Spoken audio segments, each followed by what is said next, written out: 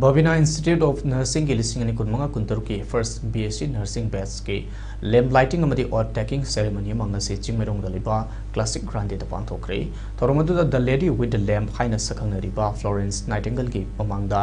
institute asigi male amadi female nurse kuntrani na wasik loki thoromadu ka mari lenana Bhavina group of company ki CMD Dr. Thangzam Dhavalin High Nursing Institute asigi han hanba batch ni institute asigi infrastructure teaching amadi non teaching staff matik chana leire institute asi matam khara ki matungda state asi da khaknatana India ki oina maming leiraba institute oirakani thazai Manipur gumba human resource ti leiraga industrialized state oidavana mapan gi state natraga atopa leibak ta towa yaba thabak taunaba thiba sisu mahiroi am oina hona ningi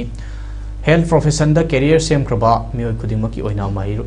mahi amadi lausing ase tansilima kai loiba nairoi haibasi mahiroi khudimakta khanganingi mangna makhata na hai anababu seba toba amadi fagalakna bokanabada nurse ki profession na achoba thodang lawi nurse yaudana hospital salaiba oithokte hingba masung sibaga mari lenaba profession asida thabak tobada yamna awaba thingnarakani patient party na awaba ga loina na hospital da changlakpada makhoibo themjanbiba haibasi achoba challenge ni patient party amadi medical authority ani gi marakta ungkhatnaba thokpada healthcare profession da leiba mioi sing yari makai phatanaba honagadabni haina phongdokhe I fazes abada in due course of time this institute is going to be one of the best in the state and maybe in the region or maybe even in the country.